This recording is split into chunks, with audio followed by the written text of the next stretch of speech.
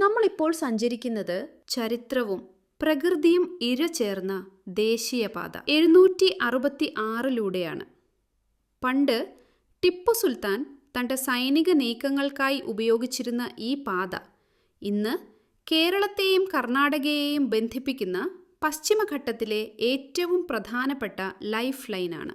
സമുദ്രനിരപ്പിൽ നിന്ന് 1454 മീറ്റർ ഉയരത്തിൽ സ്ഥിതി ചെയ്യുന്ന ഇവിടെ വർഷം മുഴുവനും മഞ്ഞും തണുപ്പും അനുഭവപ്പെടുന്നു. ഈ മലനിരകളിൽ നിന്നാണ് കാവേരിയുടെ പോഷക നദിയായ കബിനി ഉത്ഭവിക്കുന്നത് എന്ന പ്രത്യേകതയുമുണ്ട്. ഇതൊരു ട്രോപ്പിക്കൽ മോയ്സ്റ്റ് ഡിസിഡ്യുവസ് വനമാണ്. അതായത് വേനൽക്കാലത്ത് ഭാഗികമായി ഇല പൊഴിക്കുകയും മഴക്കാലത്ത് അതിവേഗം പച്ച പണിയുകയും ചെയ്യുന്ന കാട്.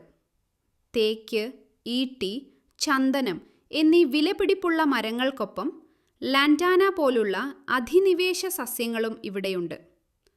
ഓരോ വർഷവും ലഭിക്കുന്ന 1200 മില്ലിമീറ്റർ മഴ ഈ ആവാസ വ്യവസ്ഥയെ നിലനിർത്തുന്നതിൽ പ്രധാന പങ്ക് വഹിക്കുന്നു. ഇന്ത്യയിലെ ഏറ്റവും വലിയ ടൈഗർ ലാൻഡ്സ്കേപ്പിൻ്റെ ഭാഗമാണിത്.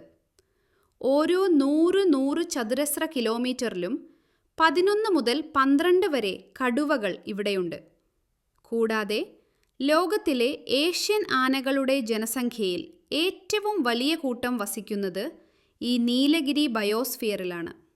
റോഡരികിലെ പുല്ലുകൾ തിന്നാൻ ആനകളും മാനുകളും വരുന്നത് എഡ്ജ് ഇഫാക്റ്റ് എന്ന പ്രതിഭാസം മൂലമാണ്.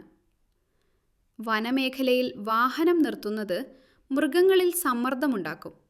വന്യജീവികൾക്ക് ഭക്ഷണം നൽകുന്നത് അവരെ മനുഷ്യരുമായി അടുപ്പിക്കുകയും പിന്നീട് അത് മനുഷ്യമൃഗ സംഘർഷങ്ങളിലേക്ക് ഹ്യൂമൻ ആനിമൽ കോൺഫ്ലിക്റ്റ് നയിക്കുകയും ചെയ്യും.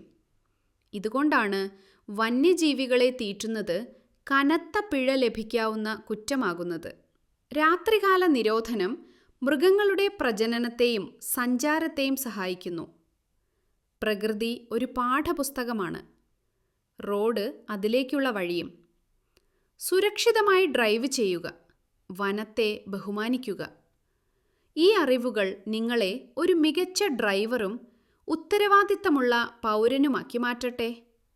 യാത്രകൾ തുടരട്ടെ.